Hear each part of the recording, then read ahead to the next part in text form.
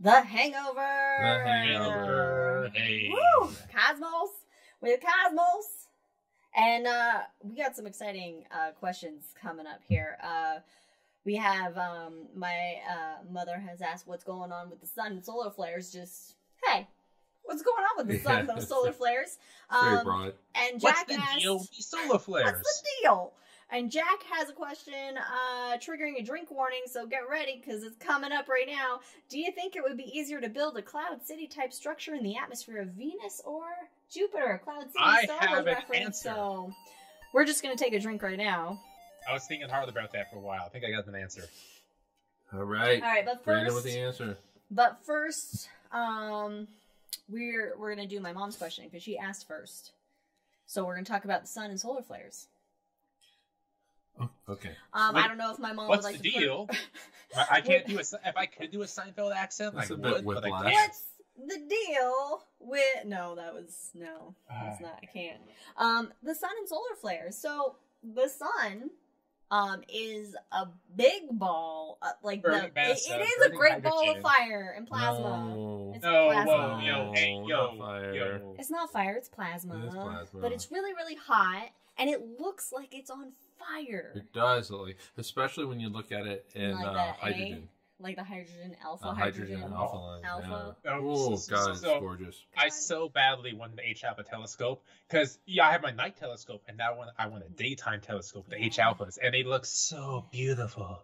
Yeah, so when we were all at Arizona Science Center, I had... Institution that shall not be named. Okay, when we were all at the institution that shall not be named, I had looked into hydrogen alpha, and the powers that be saw the price tag and were like, nope. What the fuck are they gonna spend it on? Sorry, that's another rabbit hole. Anyway, I would recommend to anybody out there who isn't aware to Google like the close-up picture of the sun, or it's like it also is nicknamed like the sunflower sun image or whatever, and it shows like the convection cells. I can't believe I got it. The current probe's really close to the sun. Oh, the one Parker. probe close to the sun. Parker Solar Probe. Parker, man, that has got some amazing pictures so far. Go ahead, Mike. Did you see the Parker picture of Venus? So Parker took a picture of Venus, and it is really super cool. What? Yeah. So Google that. I love whenever spacecraft launch and pass by planets for gravitational assist or what have you. Mm-hmm. They typically tend to like test their cameras on it. So you'll see these weird pictures of like Mars or Jupiter just based off gravitational assist when they're just testing the cameras. Well, like Earth, a lot of that as well. Mm-hmm. But it's just so cool seeing like Earth from this different angle we haven't seen before. And Yeah, Mike has something. So what's really cool about the Parker Solar Probe is it has this really badass looking picture of Venus, and it actually looks through the clouds. So you can actually see kind of the surface of Venus with it, and you see these little streaks in the picture. Those are particles from the sun. Those are solar particles. That's the solar wind. Oh my! Oh, that's the solar wind. Okay. That big blob is actually on the surface of Venus. That hurts my eyes. Okay, well. And just Google Parker Solar Probe Venus, and you'll get the picture. Wow, that's cool. So basically, the sun is this huge, super hot ball of gas and plasma, and it has magnetic field lines that end up, they will get tangled. Yeah. So the Like spaghetti noodles in the plates. Yeah, they get all tangled up, and what will happen is those magnetic field lines, then they get tangled up and they break, essentially. And so from that, you will get these solar flares, and you can get also really big ones called coronal mass ejections, or CMEs. That's the scary ones. And basically, these are like I can't remember how many nuclear bombs, how many Hiroshimas more there than are. we have here on Earth. More than we have It's on a Earth. shit ton of Hiroshimas that are erupting at once off the basically surface of the sun, and that can pose a problem to us here on Earth. Luckily, we have a magnetic field. We have a lot of stuff protecting us. But in the past, these CMEs if they've heading in our direction, they have actually affected our satellites. There was a blackout in Canada that was caused because of a coronal mass ejection. And it's still very possible for big enough ones to hit our satellites and knock out the communications. It's still extraordinarily possible. And when I was at Clemson, there was actually a significant part of the physics department that was their sole project. The thing that they were interested in was figuring out a way to protect our satellites from CMEs and from all of that kind of stuff. Yeah. So, luckily, go ahead. One of the best ways to protect the satellites is we can have enough advanced warning, kind of. I forget how long it takes for the particles from when we see it to hit the Earth, but we have enough advanced warning if they have advanced, technologies in the satellites to position it on the opposite side of the Earth when it occurs. But most satellites don't have the capability. Yeah. Now, and luckily we do know that because the sun, its magnetic field, it rotates and it actually flips, the poles flip, and so it ends up unwinding. So it's a 29-year period, basically. Right, it's 11? I thought it was 11 Well, years. it's 11 years and for then... the sunspot. Between the minimax, yeah. Between minimax. So you get solar minimum and solar maximum. And so when we know when we're in a solar minimum or when we're heading into a solar maximum. And generally, although there has been times when we should be seeing more activity on the sun and we're not. But when we're heading into solar maximum, that's when those magnetic field lines are really getting super tangled. And then when the poles flip, then they unwind, essentially. And I do also want to point out that solar minimums and maximums have nothing to do with Earth's climates. No. That's it. No. That said, Maunder's minimum okay. in the 1700s, there was an absence of sunspots, and there was a cooling period. There was a cooling period during that time as well. Was that the mini ice age? Quote unquote, yeah, ice age? Ice age, yeah. But keep in mind, you're talking about a long period of time here. Yeah. So it's not like it was, over the course of just like 1 year or something like that. Yeah. But another thing too, you bring up solar flares and the breaking of magnetic lines for it and that type of stuff. But before those lines break, you'll actually have plasma that follows the lines. Prominences. And look up prominences because there are some amazing pictures of prominences on the sun. It's just beautiful. And what's really cool is during a total solar eclipse, if there's a big prominence, you can see it. You can see it. So, because we're in the Hangover, my first memories of CMEs and prominences and activity on the solar surface comes from Star Fox 64. Because there was a level you can fly above their star, and you would actually see CMEs come above you, and you had to dodge them. But that was my first knowledge, the first memory to know that, these things are extending off of the sun and coming down, which is really cool. And that was before I knew, what the hell was going on with the sun. Well, my favorite solar flare is from Star Trek The Next Generation, and it was Klingon made. It wasn't even a real solar flare. They were the Klingon bird of prey. This is during the Civil War between Worf's family and the Duras family, and so Worf's brother is being chased by some Duras people, and he goes right over the surface of the sun, and then he does warp speed, and it creates this Klingon-made solar flare. Or does he do Worf speed? Clever. There was another episode I watched recently where the Enterprise, I think there was some kind of time issue, of course, with flipping between timelines, where they had to travel really close to a star and heat up the surface of the Enterprise because the ship behind it couldn't take it. This is when Beverly crushed trying to take command because Picard was somewhere else. This is vaguely familiar. Yeah, and they had to go super close to the sun and base this experimental technology to burn up the ship behind them. Anyway, your mom remembers it. And Of course she does. Of course she I need does. to make like a nerd alert button. Anyway. So Nerd alert would be the whole episode. And I realize this, we rarely mention it, but we don't have a rule about Star Trek references. No, this is why. But we rarely mention it. We reference Star Trek way more than we do the other ones. But that's because we know it's safe.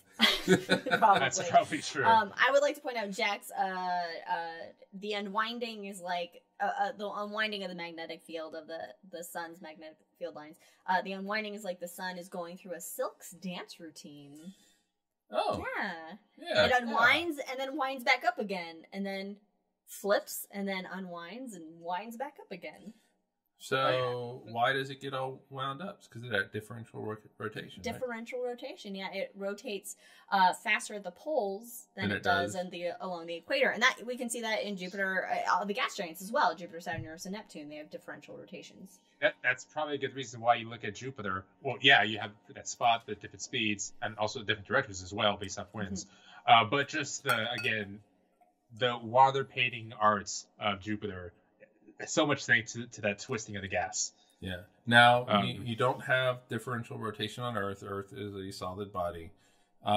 It's not a gaseous body or plasma body. So there's a solid surface that we can stand on, not deep within the core. No. The solid surface is a trick the government's playing on you. Don't believe your eyes. It's always Birds aren't real.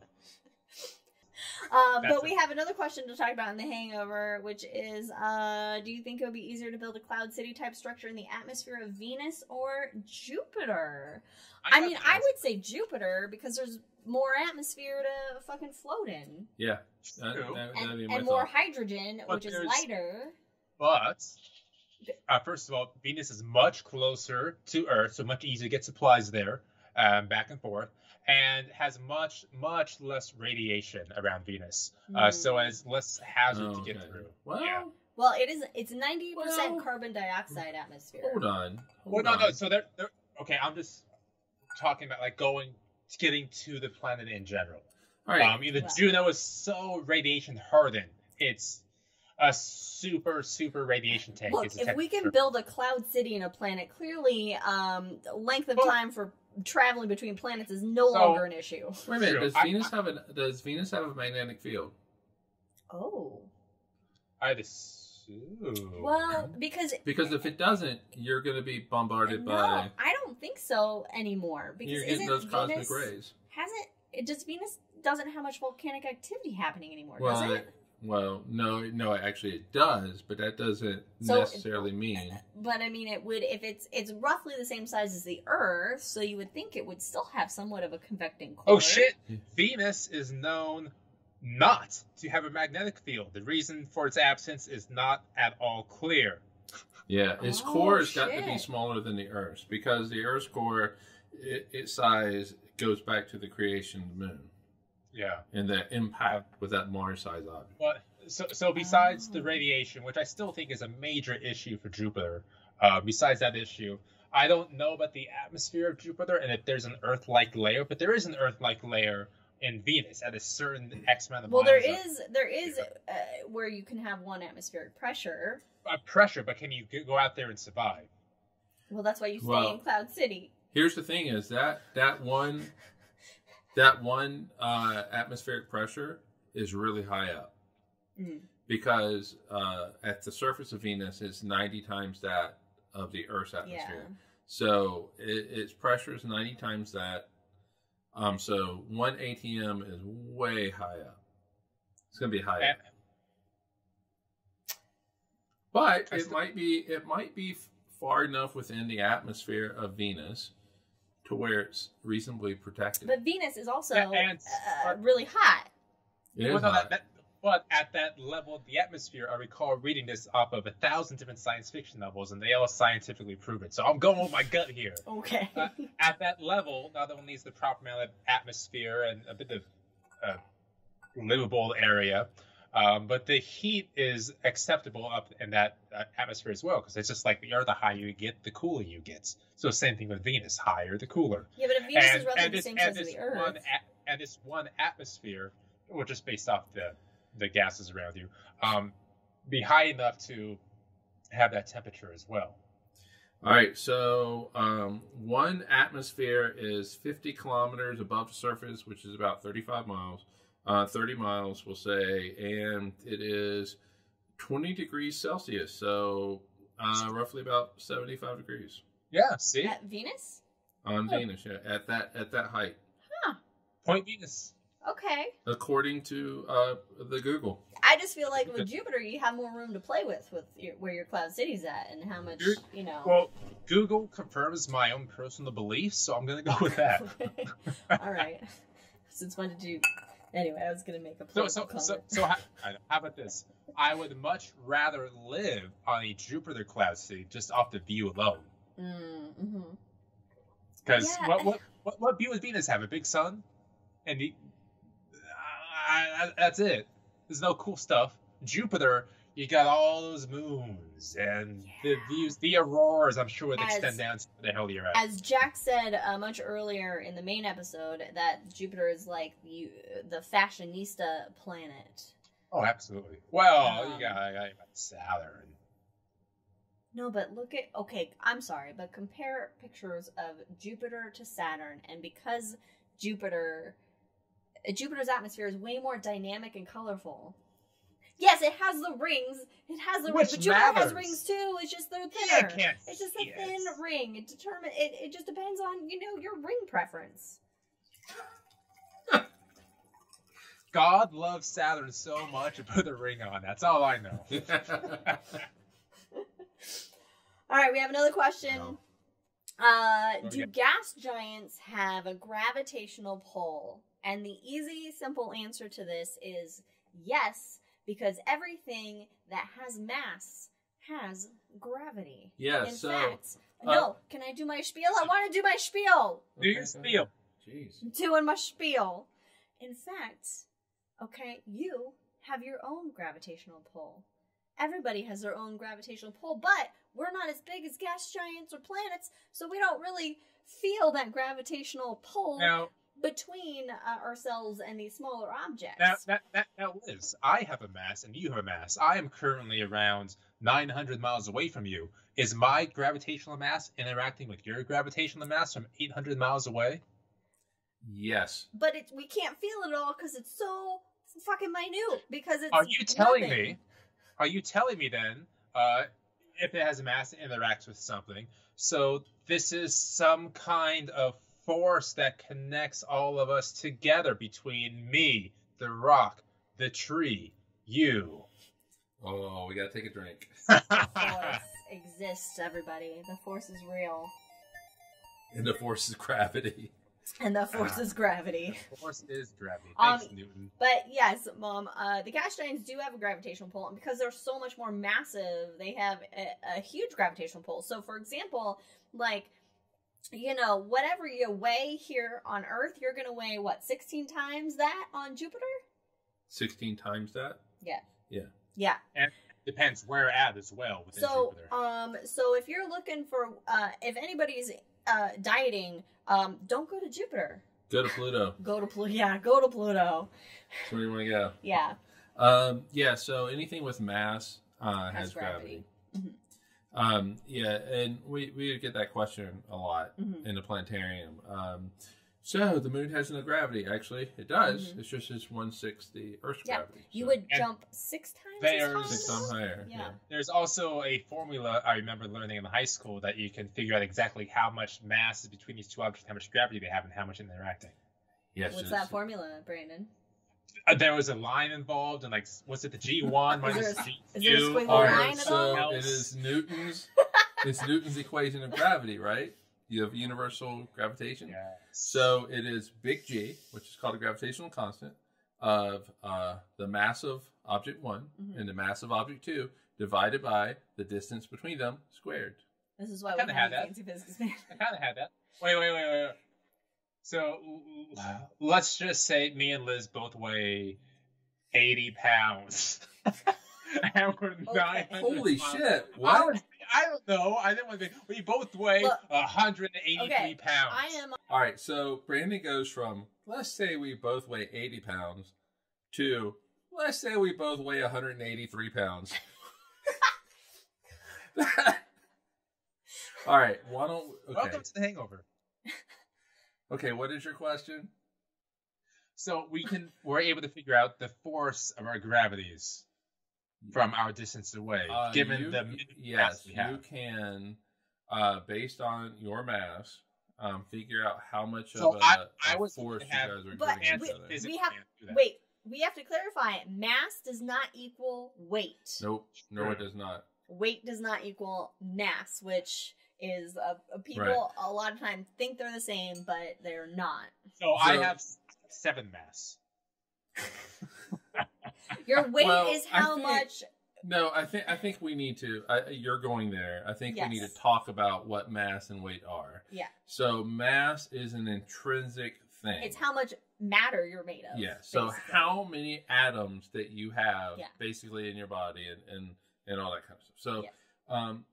weight is it depends on where you are. Yeah. So your weight on Earth is different from your weight on the moon. However, your mass on Earth you will have the same mass on Earth as you do on the moon, you're made as you of do the on same Jupiter.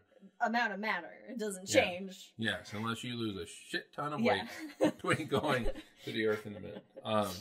And so mass is intrinsic to you. Mhm. Weight is intrinsic to the planet. If you lose an arm, you've lost some matter. Yeah, you've lost some matter. I would not go to that extreme to lose some weight, but No. right now I might consider it. Braden's apparently figuring out things. It's mass equals weight divided by the acceleration of gravity. Okay. Yeah. But So weight. So that weight is then in newtons? No, that's what we get. All right. We have the kilograms weight then? is okay. Hold on. Weight is going to be in newtons if you're in a metric system. All right. So mass is kilograms for the metric, and to be honest, I don't remember what it is for the imperial system, the American system. Merc. Because we never fucking used it in class. No. It was always metric. Metric is science. You don't deal with bullshit imperial. Yeah, so whatever it is. But yeah. So kilograms for... Well, to be fair, even the kilogram itself is a really strange weight. Like the official definition of it, It's not a weight. it's incredible. It's a mass. We're all about science on this show. 1,000 But grams. There's an official definition of Yes, a there kilogram. is. Yeah. And it's changed. It's quote unquote changed, but it changed just the definition of the weight, but the mass. Then the mass stayed the same. Actually, what I want to do is look it up and read it because I remember it being insane. Yeah. So yes, in Paris, because the French came up with the metric system, and so in Paris they have a standard. This object, which is, they say this is 1 kilogram, and it defines kilogram. The problem is that's a very man-made thing. And so, like in length, they're like, this meter stick is, and eventually what they decided to do was try to get away from that man-made thing. And like for length, it is, it's based on the speed of light. And so that defines, how long a meter is, and so it becomes more of a universal thing. Okay. It's funny though how they define it so that it equals, the length of that meter stick. But, And we have the definition is 6.626,070,015 times 10 to the negative 34 kilograms. Meters squared s negative 1, whatever the s is. that's seconds. Oh, seconds. Okay, yeah, it's in terms of Planck constant. Oh, okay, all right. So they're making it universal. So they're getting away from this, Of course, from this massive object in Paris and making it more universal. Okay. And I love the idea. It's like the idea of the foot at one. This is, I'm sure, a myth. The foot is equal to whatever king's foot size is at the time in like Paris. I would not doubt it. I would not that fucking doubt sounds it. totally plausible. Yeah. But this ball in Paris is it kept in like this vacuum chamber surrounded by guards that defines our measurement systems around the world. So yeah, it's better Except to in have an America. actual Except for definition of America, which we go, hey, how about an inch being the length of your thumb, half of your thumb? Hey But guys, But I will say, because miles per hour and Fahrenheit, at least Fahrenheit, there's more intervals within Fahrenheit. So I can think of 75 and know exactly what it is. But when I think of 27 degrees Celsius and Wow. 25 degrees Celsius. Well, yeah, I mean, Fahrenheit has a little bit of a, gradation to it. Continuum. Yeah, great. That's a good word. Yeah, but Celsius is at 0 degrees, water freezes. Makes At complete 100 sense. degrees, it evaporates. oh, that It makes boils. sense. Yeah. Yeah. So that's how you get it. Oh, Fresh water freezes at 0. Yep. I have no spatial awareness, so none of this means anything to me. Jack on YouTube says Imperial made it easy: pound mass and pound force. Pound of force. Okay. Horses though are measured God. by a Oh, man's God. hand. So like you have like Is that for your mom? yeah. So like a horse would be like Really quick. 16 hands. Really quick. I think it was a week ago or something like that. Liz texted me at some. This is what we do. She texted me at some point in time. She goes, "How much do you think 1 horsepower is actually equal to?" And I'm like, "What the?" I assumed it was 1 horse, but I we guess both not. assumed We that we 1 both assumed horse that. equals 1 horsepower, but 1 But- horse equals 15 horsepower. It involves a pulley system and a certain weight at the end. So 1 horse can lift up 15 horsepower because it can lift up this amount of weight based off a pulley system. But it blew my mind. I assumed it was 1 fucking horse. Yeah, no, it was yeah, that so my mom says so Tam, which is one of our horses, one of my mom's horses, is 15 hands from the withers. What are the withers again, Mom?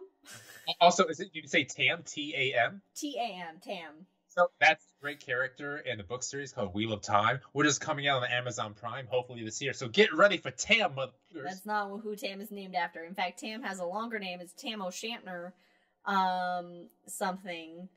I don't know. That's All right. So for everybody, let me tell you the 2 questions that we asked last night. And last night's questions. yeah, these are just last night's questions. Oh. Was this to me?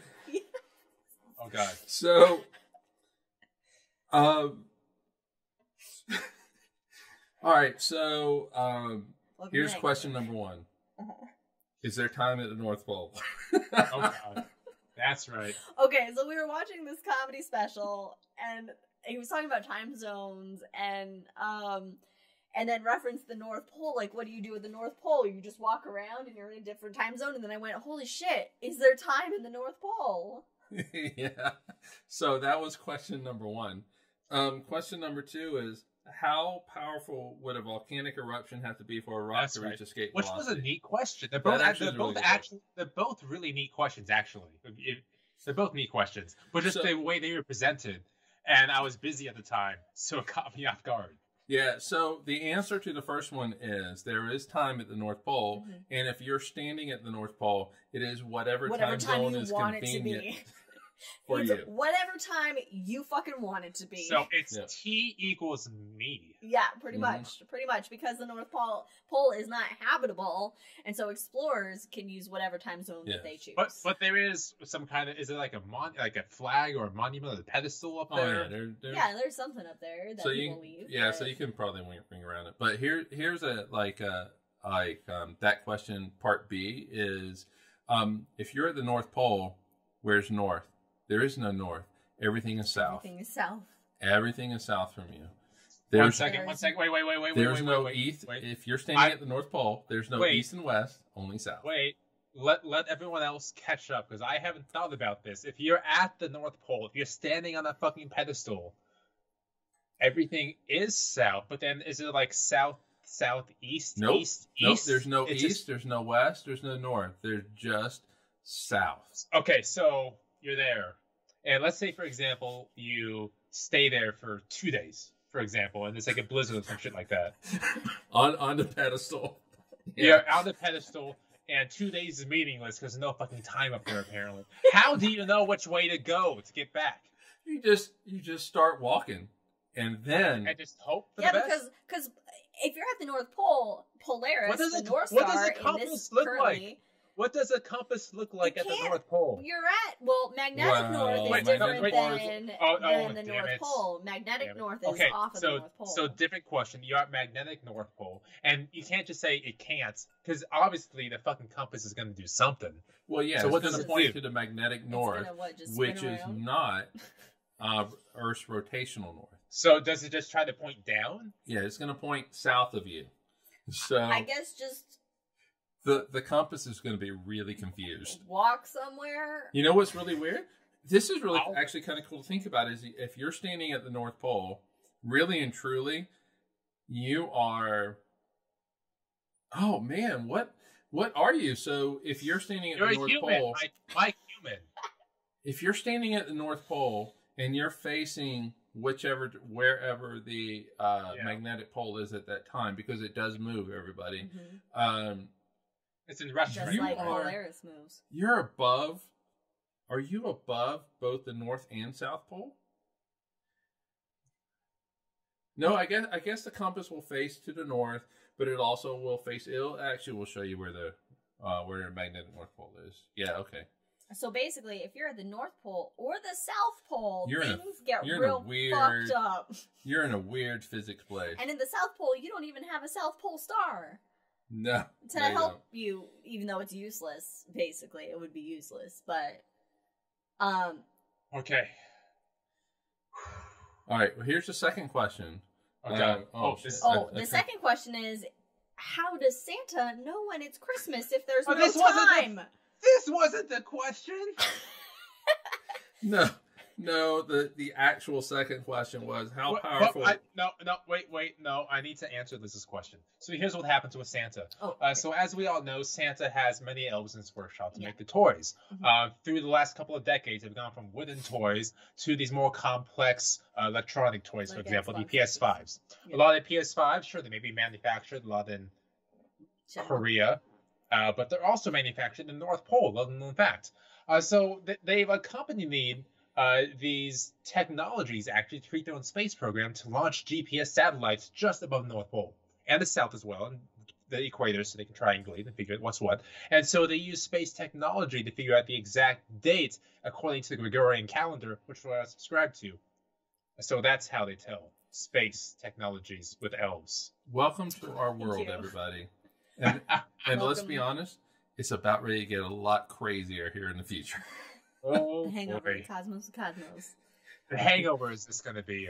Yeah, hold on to your butts in the future, Hold guys. on to your butts. Hold on to your butt. Yeah. The second question is, Mhm. how powerful would a volcanic eruption have to Yes. be for a rock to reach escape velocity? Which is a really cool question. So typically when I think of, rocks reaching escape velocity, that's starting on Earth. There's some an asteroid impact, for example. Mhm. A really big one, like in Chicxulub crater, the one that wiped the dinosaurs. Mhm. Lots of objects reach escape velocity during that impact. Yeah, but that's an But- impact. Right, that's an impact, an external force hitting the Earth. This is an internal force exploding from the inside. But inside out, So yeah. that force has to be so much more. Mike, you have Yeah. an answer. I do, because I looked it up. So what I did was I looked up the largest volcanic eruption on Earth, and I got In the recorded Tambora. history. Yeah, it's recorded history, but I got the Tambora eruption, which was 100 some odd years ago, and the velocity, and I would say that this eruption most likely is probably pretty fair for any of the other big eruptions in history. Okay. The largest volcanic eruption had velocities, ejecta coming out of Mhm. 650 meters per second. So what is that in American? It is 1,454 miles per hour. Okay, to actually escape the Earth, you need to be going 25,000 miles an hour. So Ooh. it is well short. Ooh. Well short. Okay. So basically, I'm going to I'm gonna guess. I'm gonna put out a No.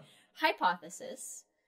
A hypothesis that for volcanic ejecta to reach escape velocity, the Earth would have to be destroyed.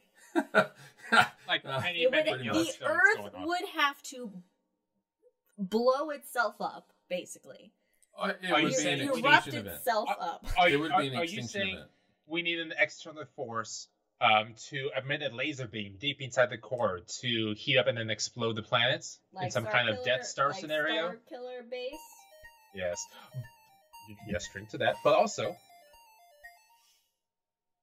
one of the things I wanted to say here, which is obviously why I'm saying it, we talked about it reaching escape velocity, but one of the more famous eruptions is probably Krakatoa in the 1880s. Mm-hmm. And my favorite fact about this Krakatoa eruption is that it was so loud that, first of all, it could be heard from 3,000 miles away. And also, the sound waves actually reverberated, was it 3 or 4 times around the Earth? So, seismographs here in the U.S. picked it up, is how intense it was. It picked it up from all over the world. It reverberated 4 different times around the planet. That was a volcano. Eruption. That was a volcano. I want to go back in time just a few years. A few years? Just to Valentine's Day. Oh, here we go. Yes. Say it right, though. Say it right. I can't say it right, so I'm going to say it the way I want. Chelyabinsk. It doesn't matter. It's Russia. I was yelled at for this. Chelyabinsk. Volca Chelyabinsk. Russia with this vodka. We had the asteroid in Chelyabinsk, Russia. So, what do we know about Russia? Chelyabinsk and vodka. Next question. Pretty much, and Putin and And also, where Russia were- has a massive where were Tunguska. all the trees laid down? Siberia, Tunguska. Tunguska. All right, so history, Russia, by the way. let's just go back a few years. And the Chelyabinsk Was that asteroid. 2012? I want to say it's 2013? 2012, 2013. Nearly 10 years ago. Oh, wow. Oh, wow. No. So, Deal. that volcano just erupting massively is heard around the Earth, ringing the Wait, bell what are you 3 talking about? times. Okay, Krakatoa. Okay. Krakatoa heard around the Okay. world 3 times. This is not even 60 feet across. This asteroid that is 60 feet across explodes over Siberia, Russia. Its shockwave also is heard 3 or 4 times around the world, and it's much smaller than that volcano. So it's between one of the largest explosions in recorded history and a tiny asteroid boy. Yes, yeah.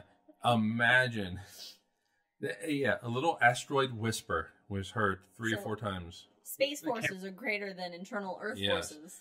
So imagine if that asteroid was twice the size, maybe So 10 times the 120 size. feet across. 120 feet across. And imagine, just say if it was a mile, the crater that it would form 10 miles across. A good rule of thumb is to say that the size of the asteroid, multiply it by 10. That's how big its crater is. It's not always true, but just rule of thumb.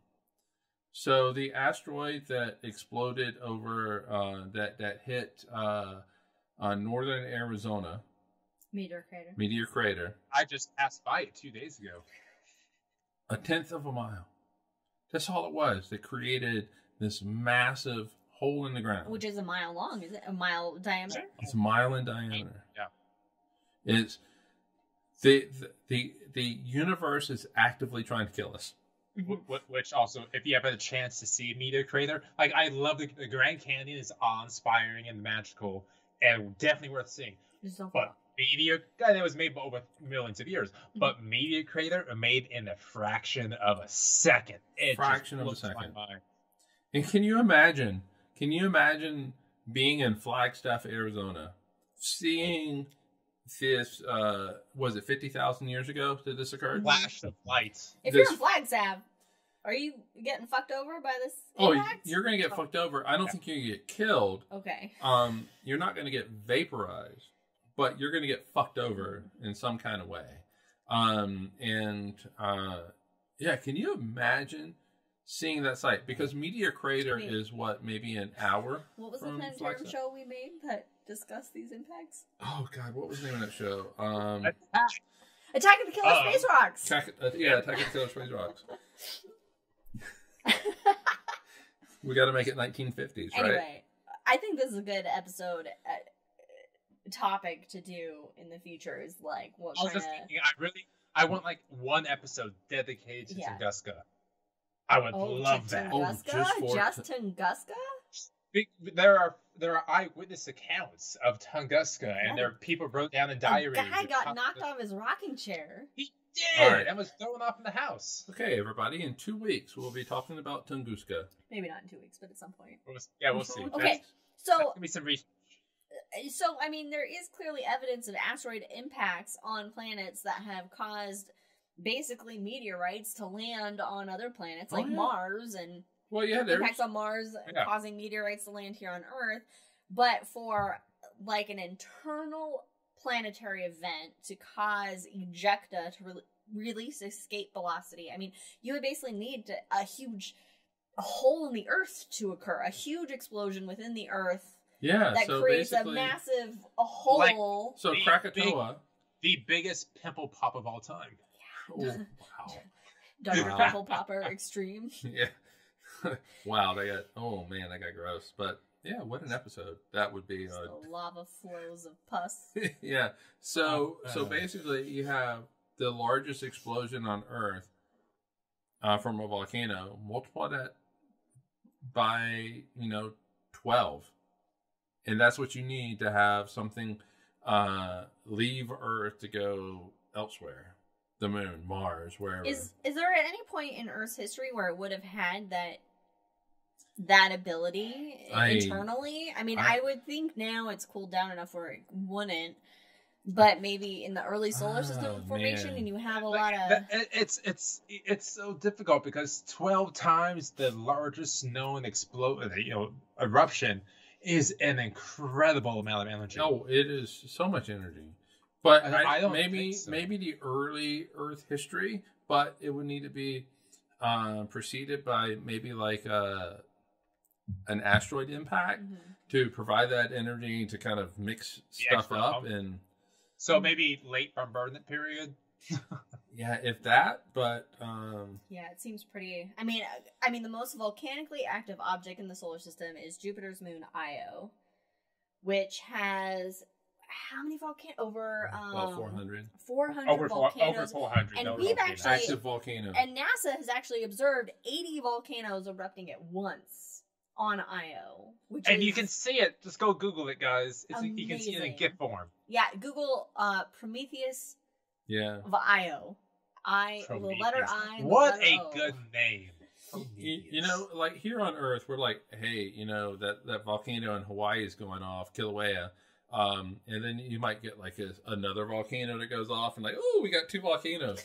No, this little tiny moon of Jupiter, 400 active volcanoes. Not only that, Io, the reason why it's so volcanically active is because it's being warped by Jupiter's atmosphere. So gravity, yeah. So it's being squished. It's being pulled and squished by Jupiter. Pulled and squished. Like an accordion. But let me tell you how high the tidal pulls and squishes are. How high? 80 feet. 80 feet. 80 feet. Oh my god, that's huge. So you would go up and down 80 feet. And this is a small moon, folks. It's not like the Earth. It's a small moon. And that's why it is so volcanically active. It's because it has it's feeling such incredible tidal forces from Jupiter. Because Jupiter has a lot of fucking gravity. It's got a lot of hydrogen. But no flames. No flames. I would like us to coin this term now. My mom has just suggested on chat, volcanic fart. That's awesome. Oh, look at that.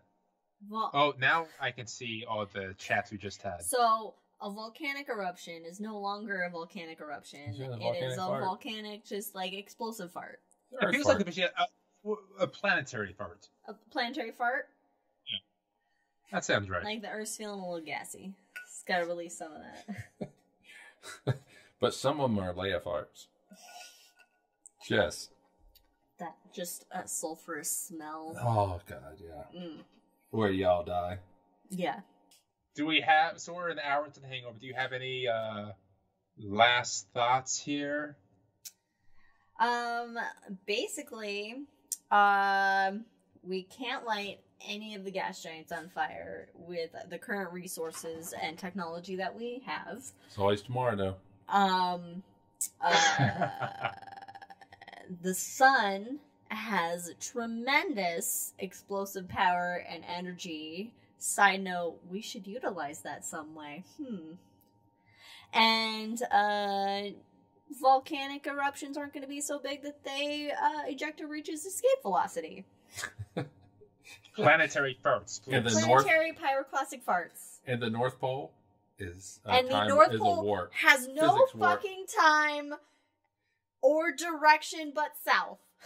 Unless you have the North Pole elves that can geostationary our satellites and anyway. Yeah, the elves. Never, but Brandon, never trust an elf. God damn it. That's a drink, folks. I can't believe a pointy ears is outscoring me. What were we doing the other night where we're like, never trust an elf? Last night? Was it last night? Yeah. Never trust an elf. I can't remember. I don't remember either. Never trust an elf. I don't know. Yeah, alright, well. With that, everyone, thank you for joining us, Cosmos with Cosmos, both the main episode and the Hangover, which I love the Hangover because there's no pressure. We just go for it and see what happens. We just talk. Drunken bullshit. So we'll see you next week, maybe for Tunguska. 2 weeks. In 2 weeks. Maybe for Tunguska, maybe for something else. We'll find out. Who knows? I don't know. Live long and prosper. Stay safe. Absolutely. Wear a mask. Yes. And socially distance. And cheers, everybody. Distance. Cheers. We'll see ya. Cheers. Thanks for see you hanging then. out, everybody.